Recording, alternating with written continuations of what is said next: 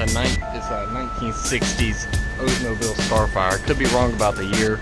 I don't really know anything about the car because I don't really like Oldsmobiles. This car is, what I've done to this car, I've redone the whole underside of this car. I redone the engine bay to where it's pretty much factory again. And it looks really, really good. I'll take you a little tour around it and show you what's been going on with it.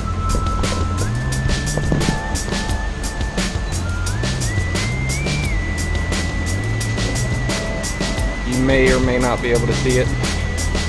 The block has been resprayed. The valve covers have been resprayed. The firewall, everything has been resprayed. The hood, the underside of the hood has gone back to gloss black. Aluminum blast the hinges. The radiator has also been resprayed to gloss black. The underside is just phenomenal. We red oxide the underside, the floor pans, and we also clear coated them.